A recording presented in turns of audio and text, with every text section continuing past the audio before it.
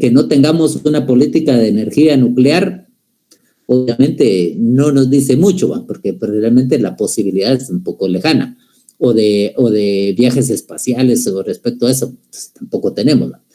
Pero políticas públicas negativas son las que a propósito no tenemos. Jonathan, volviste. Licenciado, política sobre el agua. Ahí vamos, muy bien. Contanos. Bueno, en este caso, de hecho, la propia Constitución señala que se deberá regir todo lo concerniente al uso de las aguas de los ríos, lagos y de otra naturaleza, pero no existe ninguna ley que de hecho norme estas circunstancias y por lo tanto pues se dan varias situaciones de atropello incluso en cuanto, por ejemplo, a desvío de ríos para que algunos aprovechen las aguas pero que otros las dejen de aprovechar, la creación de represas sin consultas a las comunidades, ¿verdad? En donde les afectaría tanto en su consumo como en las prácticas de agricultura, debido a que no existe una normativa que proteja y regule el uso de este bien. Muy bien. ¿Ven la diferencia entonces? Que eso no aparece en las descripciones que les dieron la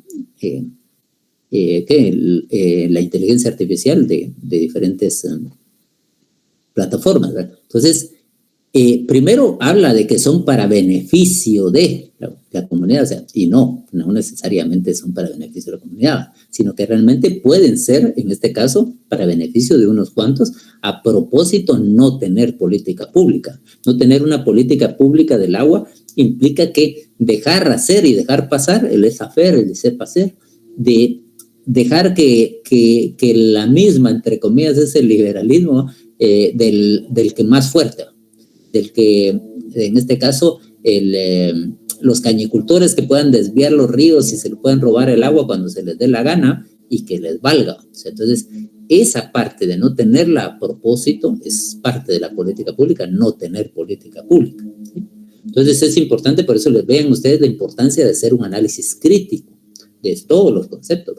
Entonces, también, en resumen, para no tardarnos mucho solo en esta de políticas públicas, también, pero es bueno que ustedes acoten y que lo puedan, si les parece obviamente válido, mantenerlo como propia también esa idea, es que la Realpolitik nos dice que es, en este caso, desde una visión dialéctica, nos está diciendo que al final de cuentas la política pública positiva es la que se hace dentro de un espacio de lucha, que en ejercicio del poder, el grupo que ganó es el que hace la política pública, es decir, los intereses de los dominantes, del más poderoso, son los que prevalecen, ¿sí? Entonces, obviamente, nos está diciendo que la Realpolitik, en este caso una política, es la concreción de los intereses de la clase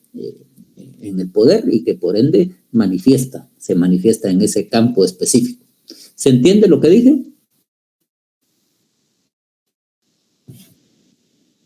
Capichi. ¿Sí? ¿Nos dimos a entender ahí?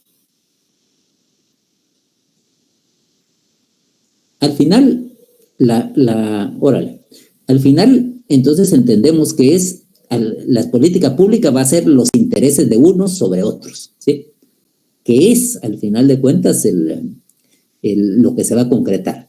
Hubo un momento, ustedes ya no lo vivieron, porque sí fue hace rato, cuando Eduardo González, uno de los banqueros que incluso de Bancafé, que se robó el dinero, lo fueron a una offshore y se lo perdieron con el papá y demás, y quebró el banco y nos quedó debiendo a montones de gentes, incluyendo a mi madre, una cantidad en dólares, porque el monto que sí se recuperaba en quetzales era limitado, y mi mamá mandaba del norte para tener un fondo, y obviamente se lo robaron.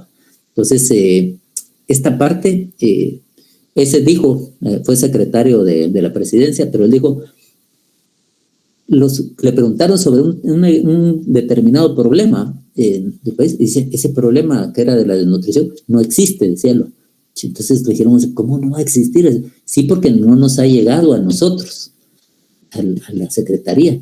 Entonces, él estaba haciendo cínicamente, diciendo una gran verdad. Pues a veces los problemas no existen si no los conocen, o sea, si no se llegan a conocer a nivel del Estado. Entonces es necesario agendar el problema para que exista, ¿sí? Por eso la incidencia también es importante, así como ustedes llevaron, me imagino que llevaron una resolución de conflictos, también debieron de haber llevado un curso de crear conflictos, o sea, cómo hacer presente el conflicto para que esté presente y se pueda llevar a hacer a la agenda pública y que sea un debate, ¿sí? Por eso es importante también en este caso, como eso les decía, un pensamiento dialéctico que nos haga recordar lo que está presente y lo que está ausente y que también son espacios de lucha. ¿Sí? ¿Vamos bien hasta el momento?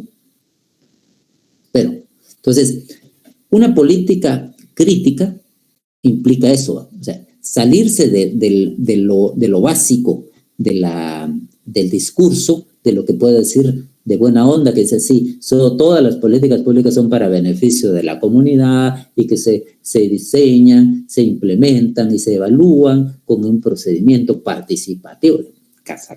Entonces hay parte de discursos obviamente que no se cumplen. Bueno, entonces decíamos, lo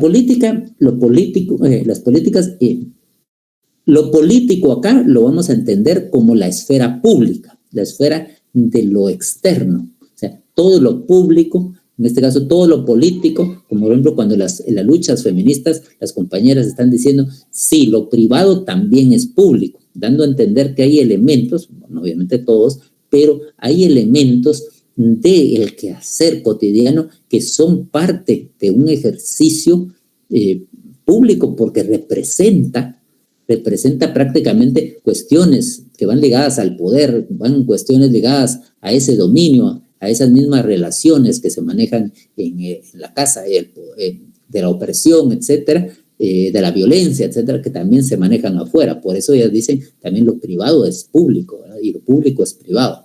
En un momento, bueno, lo público no es privado porque en la práctica eso quieren hacer, ¿verdad? Que espacios que a nosotros no nos tendría que interesar, por ejemplo, la vida privada de Yamatei y de Miguelito, si no fuera porque representa el ejercicio despótico del poder, el ejercicio de bienes públicos que los fueron privatizados y obviamente de forma anómala, ¿sí? Obviamente, entonces ahí lo que aparentemente es privado también es público, porque realmente nos interesa cómo se maneja ese dinero que es en parte y los recursos que son de todos, ¿no?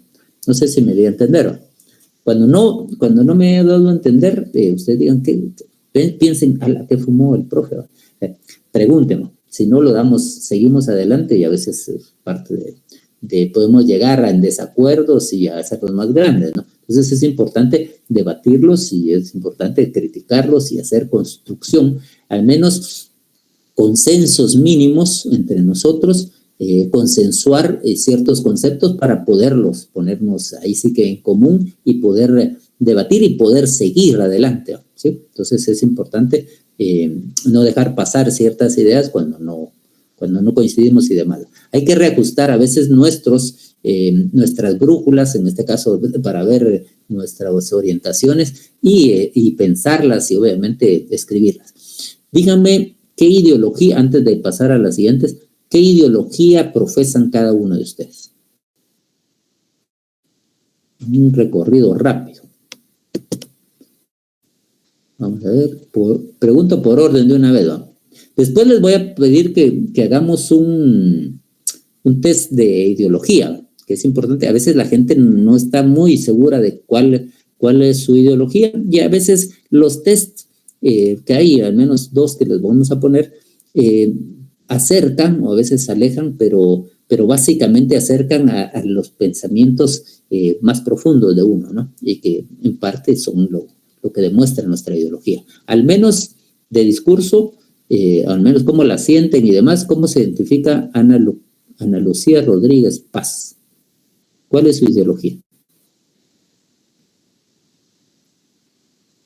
Ana Lucía. Anda por ahí. Mientras aparece Ana Lucía, Andrea de León. Andrea León, no de León, ¿verdad? Cuéntenos.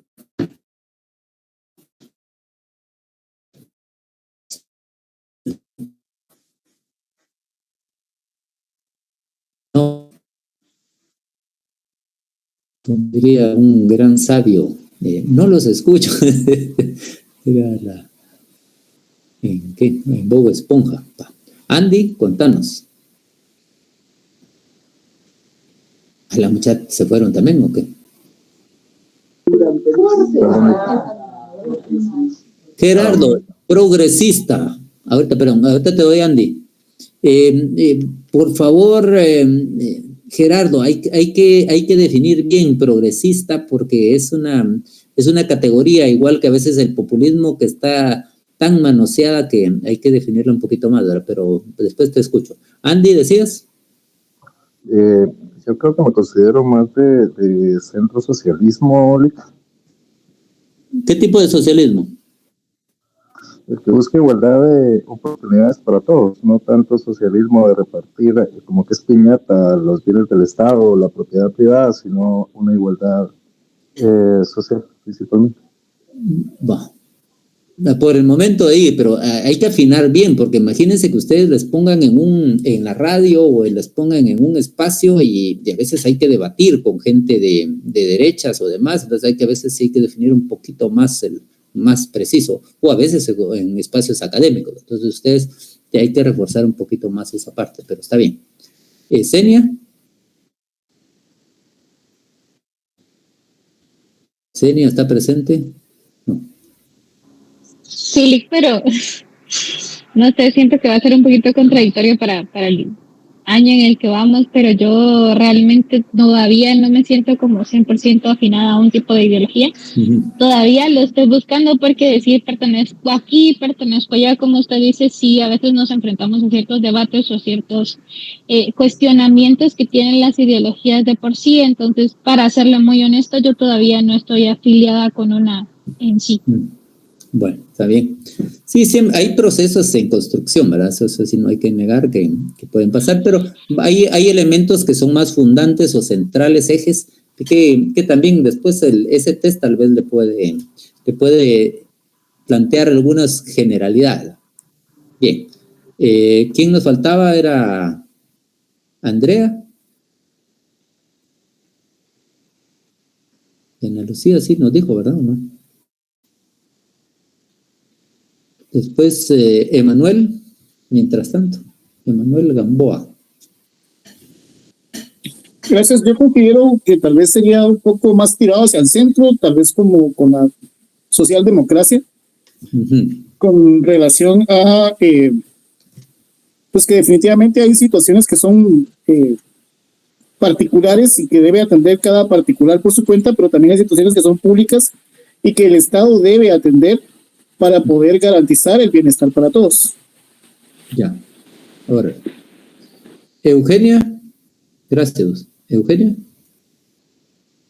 Sí, licenciado, yo concuerdo con Emanuel. Yo me tiro más por el lado de la socialdemocracia. Considero que algunos aspectos en la actualidad ya están creados, sin embargo, como usted mencionaba, pues algunas políticas públicas pues no se llevan a cabo y realmente eso es lo que afecta en sí a lo que es una democracia. Sí, bien, gracias. Normalmente ponen progresistas también a la socialdemocracia, pero ustedes en este caso hay que definir bien, ¿verdad? Pero está bueno. ¿Quién toca? Es Easy. Y de ahí Jonathan. En lo personal, licenciado, para mí es un poco complejo. Yo también me inclinaría con Emanuel y mi compañera Eugenia en la socialdemocracia, pero definitivamente me da contradicción porque en Guatemala la mayoría de partidos políticos van encaminados a ello. Sin embargo, sabemos de que esa ideología pues no se lleva a cabo, ¿verdad? Entonces, tal vez una buena socialdemocracia. Claro, para los tres y para los que vengan, recuerden qué crítica le hacía Rosa Luxemburgo a la socialdemocracia. Pero bueno, mientras tanto, Jonathan.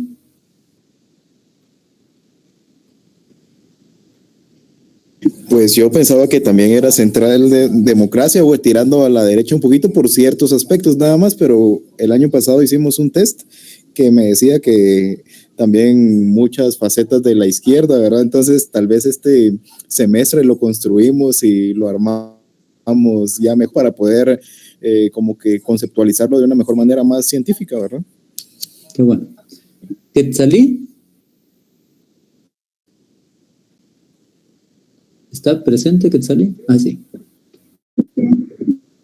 Sí, creo que sería igual en socialdemocracia, aunque también tengo dudas, pero vamos construyendo la ideología dentro de todo lo que vamos aprendiendo. Bien. Vean, gracias. Normalmente, después del primer parcial, hacemos una oportunidad de recuperar ciertos puntos, y esto va a ser que les voy a dar, esto está fuera del programa, pero no tendría que darse, o sea, puntos por algo que debiera ser obligación de todos ustedes. Es pertenecer a un partido político, o sea, estar en este caso afiliado, y estar en este caso, lo ideal fuera que fuera participar en un partido político activamente, ¿verdad? Entonces, por la afiliación de partido político les podemos dar cierto punteo que para compensar en alguna medida. Esperemos que no lo necesiten, ¿sí? En este caso, estos puntos, pero se los ofrezco, como decimos, que era su trabajo. Era realmente, creo yo, que ninguno de la escuela no debiera de tenerlo. De igual manera, un poquito menos, o podría ser similar la cantidad de puntos que podamos negociar, es pertenecer a un COCODE o un COMUDE. Ideal fuera que fueran representantes de CODEDE. Eso ya les garantizaría un poquito de punteo, ¿sí? Pero pues, solo si fuera necesario, ¿sí? Esto está fuera del programa, o sea, son puntos extra si los necesitaran, ¿verdad? Si no lo necesitan, obviamente no. Sería premiar algo que es obligación de todos, estar presente en la esfera política y participar por ende. Pero bueno, ya pasado de eso, concepto de poder, Eugenia, ¿sí? Sí, licenciado, usted mencionaba sobre que de preferencia el CODEDE, pero ¿en qué concierne la diferencia entre el COMUDE y el CODEDE? Según yo, ¿sería más que todo el nivel de incidencia? Sí, pero como las representaciones a veces a nivel de CODEDE sí ya son un poquito más cerradas, pero demuestran una representación política un poquito más avanzada que un COMUDE. Entonces, pero en muchos de esos espacios la universidad no está ausente, pues. En otros espacios la ventaja que tienen las mujeres ahora es el privilegio, ahora sí, es de ser mujeres, que hay en sector de mujeres más espacio, y también es una posibilidad para incidir, ¿verdad? Entonces, obviamente que lleguen las mejores. No digamos también en los mismos partidos políticos se pelean hasta cierta forma, y si se llegara a dar de cuotas, en este caso de cuotas o de cantidades de participación de mujeres pensantes, es una ¿qué? Las andan buscando los partidos. Entonces esa es una oportunidad también, ¿verdad?, para estar participando e incidiendo en estos espacios. No sé si más o menos le aclaré, ¿verdad? Sí, licenciado, gracias. Bueno, ahora bien, este concepto de poder no se vale que se hagan los locos y las locas. O sea, cuando les pregunten en un momento, ¿están ustedes? Sí, que la familia, o sea, pero el poder y no sé qué va. ¿Qué es el poder? Va. Que digan los compañeros que estudiaron, porque fulano y fulana estudiaron política, entonces ellos tienen que saber. O sea, no se vale no tener un buen concepto de poder. ¿qué nos dicen que es el poder, compañeros? Y si pueden hacerlo mejor si lo hacen a nivel de, así como APA, ¿cómo lo encontrarían? O sea, autor, no el año, pero sí, si pudieran saber el autor, el libro, o solo el autor, pero y lo más textual, y después ustedes le pueden poner sus matices críticos a qué entienden por poder. Unas 3 personas, no sean todos al mismo tiempo.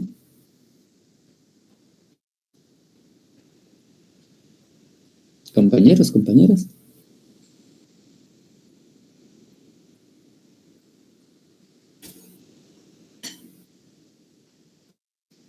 Recuerden que cuando hacemos una investigación política también tenemos que tener nuestras herramientas bien afinadas, o sea, es decir, nuestro marco teórico conceptual para que encontremos en un determinado momento lo que en cierta forma vamos a buscar. Entonces tenemos que tener una amplitud y obviamente también una delimitación de nuestros conceptos. Entonces nuestros conceptos son muy importantes para una investigación política, porque si están ausentes ciertos elementos, obviamente no los vamos a ver, ¿sí?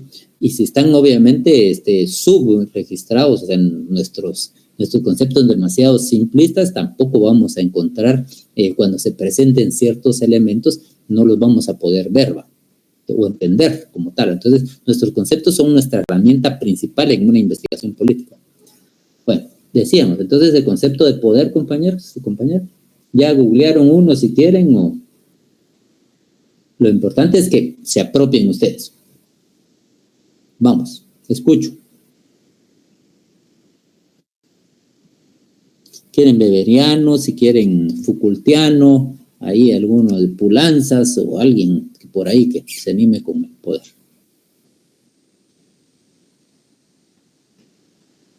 Es un tema a puro tubo de política, ¿no? De politicólogos. Yo tengo uno. El de Norberto Bobbio, de 1997, está en el libro Estado, Gobierno y Sociedad, por una teoría general de la política. Dice, el poder es una relación en la que uno o varios actores logran influir en el comportamiento de otros utilizando diversos recursos o medios, ya sean legítimos o coercitivos. Ajá, muy bien, está bonito. Pero ahí le vamos a hacer también unas aportaciones. Está bueno. ¿Alguien más? No los escucho. No hablen todos al mismo tiempo. Vamos a ver. Andrea.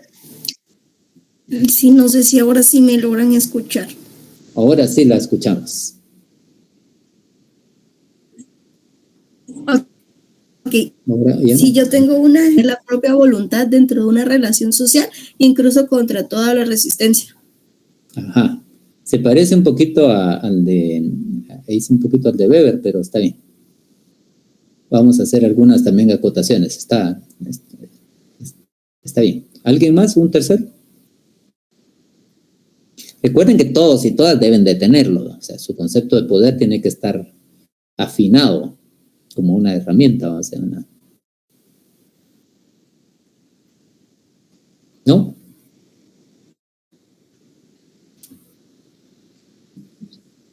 Yo también tengo una, licenciado, para Max Weber. El poder se define como la probabilidad de que un actor dentro de un sistema social esté en posición de realizar su propia voluntad a pesar de la resistencia de otros. Sí, se parece. Bien, gracias. Vean, ahora a mí me gusta porque realmente no es el que he ido aprendiendo con el tiempo y que es el que más me ha gustado, que hace una saca fundamentos de varios autores, incluyendo Weber, incluyendo Foucault. Ignacio Martín Baró, uno de los sacerdotes jesuitas que en el 89 son asesinados por el batallón Atlacatl del ejército salvadoreño. Estos matan entre estos seis jesuitas a Ignacio Martín Baró, que era uno de los más famosos. Otro es Ignacio Ellacuría, que era de la teología de la liberación y de la filosofía de la liberación. También Oropesa, que era también de la teología de la liberación. Ignacio Martín Baró, de la psicología social de la liberación. Y entre estos, me gusta el de Ignacio Martín Baró, que dice, primero, que también lo aparecía acá, primero hay que entender lo que es una relación social, ¿sí? Quiere decir que, como cuando hablamos de construcción histórico-social, que aparece ahí abajo, cuando hablamos de una construcción histórico-social, que ustedes me imagino que ya conocen estos términos, pero cuando hablamos de una construcción es que se va, es procesal, es en un determinado momento, se va construyendo en un tiempo y un espacio, en una historia humana. Es decir, que también, cuando hablamos de construcción histórico-social, lo podemos aplicar en otros términos, es recordar que nosotros la hacemos y ella nos hace. Por eso cuando hablamos que algo es una construcción social, quiere decir que nosotros transformamos la sociedad y la sociedad nos transforma a nosotros, ¿sí? Entonces es un concepto para empezar. Entonces cuando decimos, el poder como es una relación social, construcción histórico-social, relación social basada o fundamentada en la posesión, poseer, la posesión diferenciada, quiere decir diferencial, de recursos. Quiere decir que estos recursos, entre paréntesis, vamos a entender recursos de fuerza, recursos económicos, recursos de influencia, recursos carismáticos, si se quiere, que era otra de las características del poder carismático que planteaba Weber. Quiere decir que hay recursos que posibilitan, no que hacen, posibilitan que unos ejerzan su voluntad sobre otros, ¿sí? Y este sentido de que posibilita, como estamos diciendo, es que se dé o que no se dé, ¿verdad? A veces, para que se dé ese poder, es necesario ciertas condiciones, pero volviendo al principio, como diríamos, esa posesión diferencial de recursos que posibilitan que unos ejerzan su voluntad sobre otros.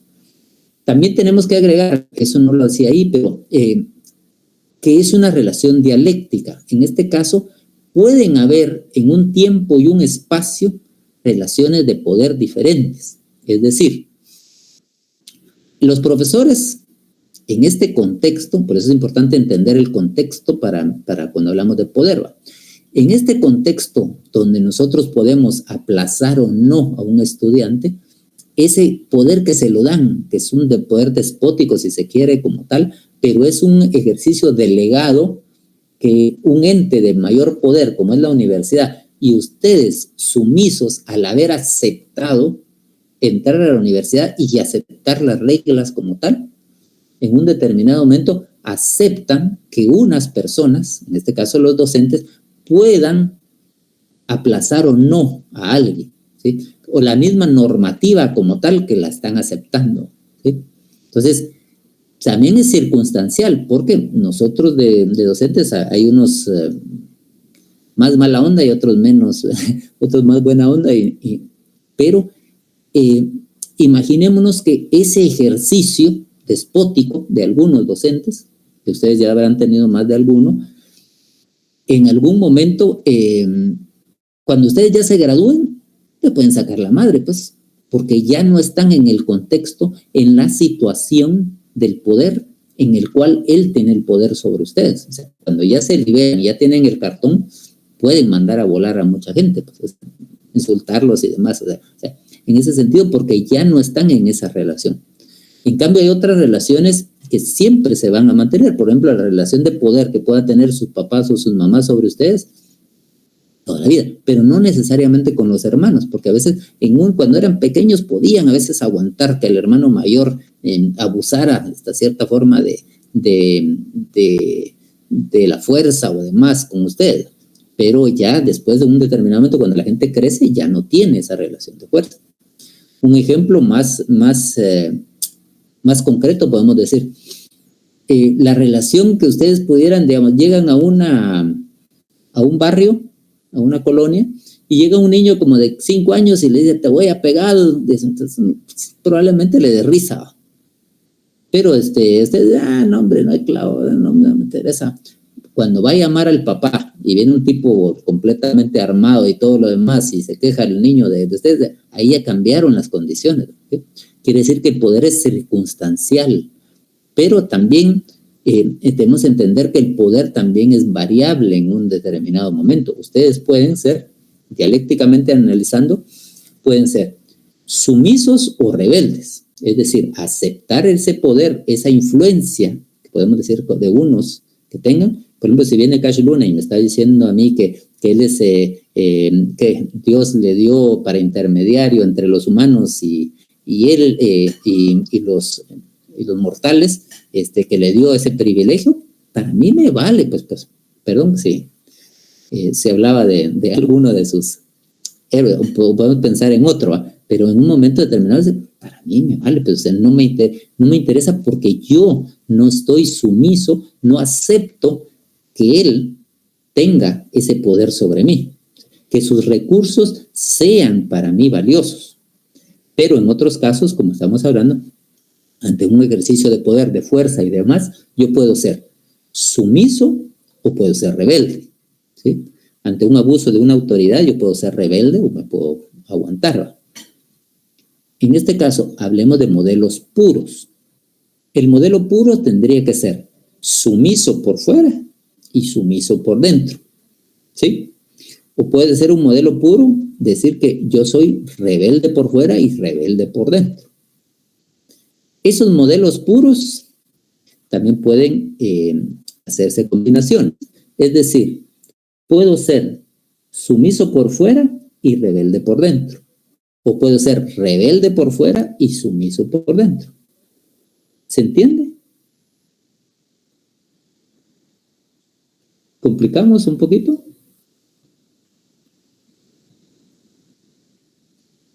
No los escucho. Pensemos en personas. Pueden pensar, si alguien quiere pensar en circunstancias o si alguien quiere pensar en personas. Cualquiera de las dos opciones en este ejercicio que ustedes van a pensar en un minuto. Piensen en una persona o en una situación donde se es rebelde por fuera y rebelde por dentro, es decir, exterior rebelde e interior rebelde.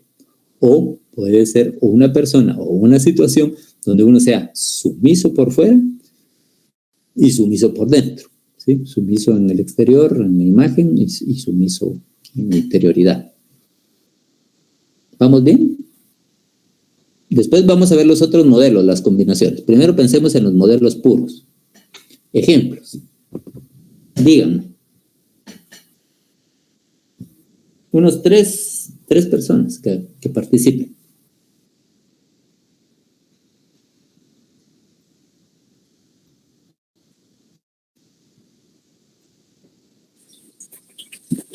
Tal vez en el caso de sumiso, normalmente la relación de padres, de hijos hacia los padres.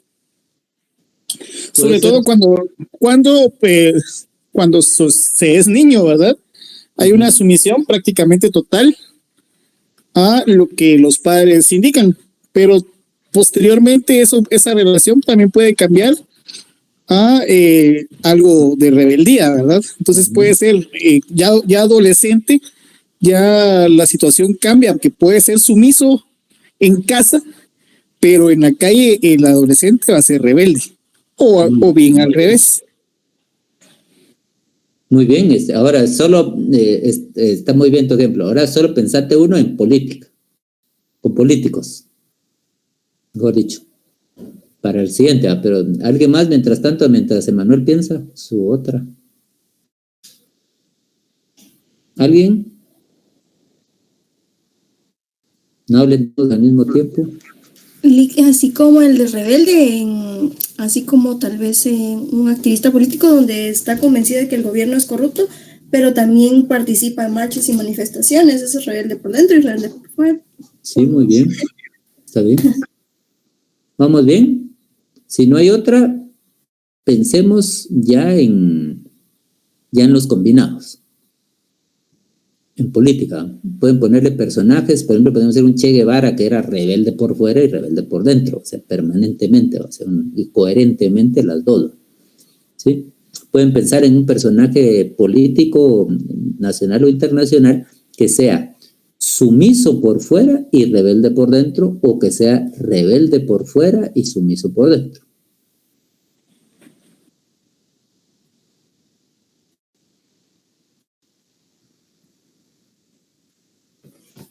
Alguien había dejado la nota, vamos a ver si...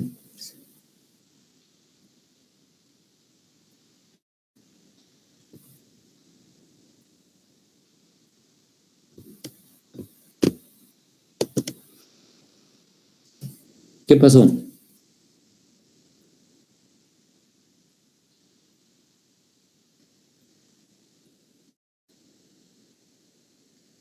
¿Ya o no?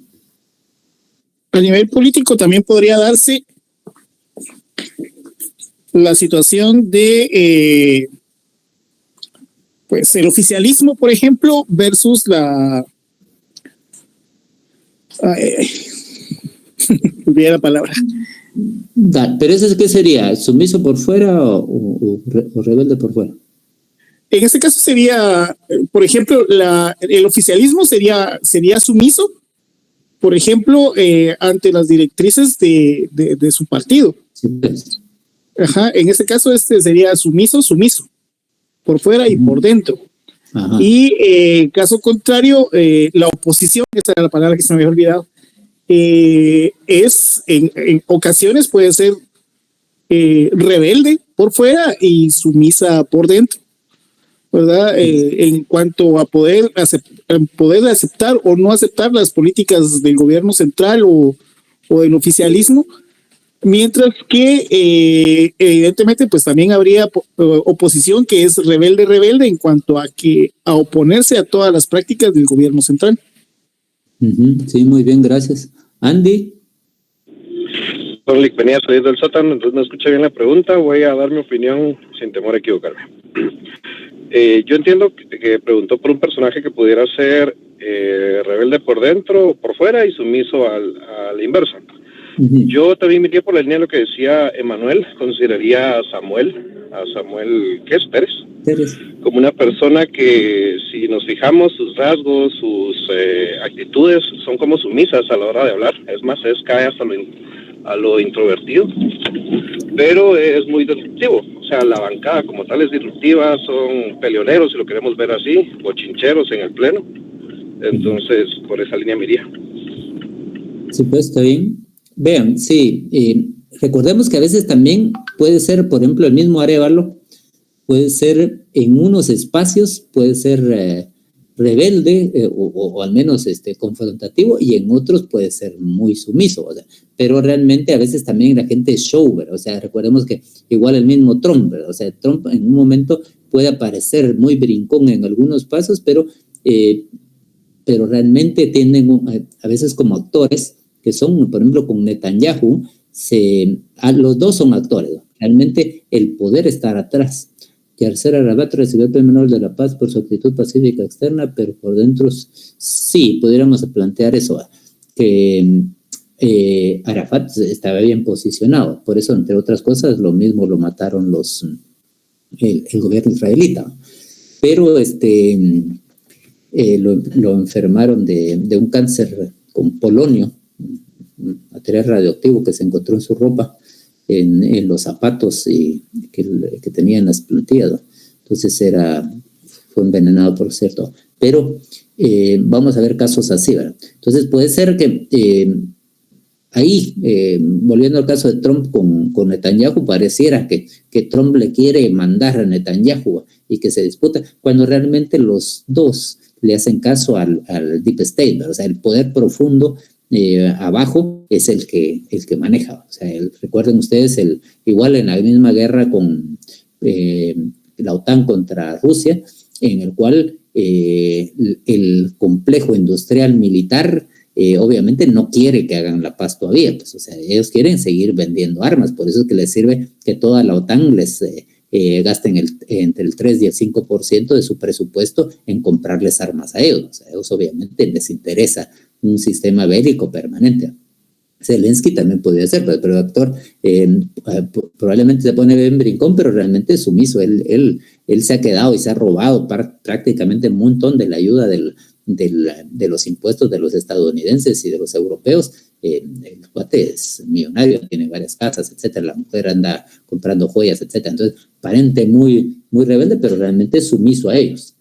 Pero entonces vamos a ver qué es circunstancial, porque en algunos casos puede parecer, pero en otros solo cambia de escenario y se vuelve completamente diferente. Entonces, esos ejercicios, como mencionábamos también el mismo Macron, Macron puede parecer brincón en unos lados, pero tiene broncas familiares en cierta forma, que el caso donde la esposa le mete sus toques, pero además de eso, unos dicen que es esposo, no es esposa, pero es parte del juego, que recordemos que lo público también es, lo privado también es público, ahí va. Pero cómo esos juegos también se van dando. Entonces va a haber la circunstancia en que uno puede manejar esa dualidad de rebelde o sumiso. Pero un caso clásico es, imaginémonos aquella figura, ¿va?, donde llega un campesino con su sombrero y sí, patroncito, y por dentro sacándole la madre, ¿va?, ¿sí? Entonces, ese es otro de los ejemplos donde uno puede aguantar en su trabajo ciertas condiciones de opresión, aunque uno se resista por dentro, ¿va? Entonces, como tal, ¿va? O, por ejemplo, también aparentar muy brincón en algunos casos como el Joviel, y por dentro, obviamente, sumiso ante el pacto de corruptos, por ejemplo. Entonces, son cosas que uno tiene que estar viendo en la circunstancia, en el momento específico. Bien, ¿hay alguna duda o comentario antes de que entráramos al tema de lo psicobiosocial, ¿verdad? ¿No? Quedó más o menos claro lo del poder, cómo el poder puede ser, en este caso también circunstancial, puede ser en este caso también, como habíamos mencionado, esas mismas relaciones que se pueden ir construyendo y van a ir cambiando. A veces se puede ser sumiso por fuera o rebelde por dentro. Hubo un caso, por ejemplo, esta Xiomara Castro, aparentemente sumisa en algunas cosas, pero solo con el mismo hecho de haberse, aunque esté Mel Zelaya, unos dicen atrás de ella, pero el haberseles enfrentado a decir que quieren relaciones con China ya es un enfrentamiento fuerte, pues, o sea, aceptar esa parte, pues, aunque por dentro pueda tener otras relaciones. Entonces es importante ese tipo de análisis. Podrían haber pensado ustedes también, bueno, pueden pensar en otros autores, ¿no? Alguien, entonces, si ya no hay otro, hacemos ¿quién nos hace el resumen de lo que vimos hoy? Nos faltó lo psicobiosocial, que lo vamos a abordar en el próximo. También les voy a enviar un documento al portal de la plataforma.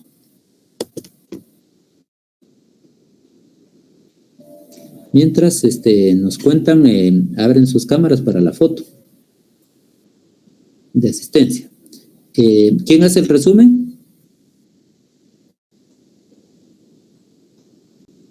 ¿Qué temas vimos? ¿Qué ideas creen ustedes que les transformaron o que les fueron útiles hoy?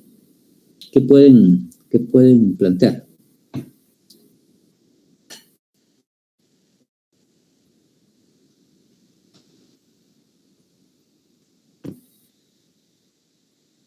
Solo falta Jonathan para la foto.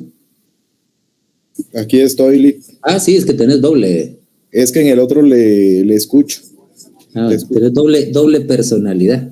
Está bien. Mientras, ¿quién nos hace entonces el resumen? La foto.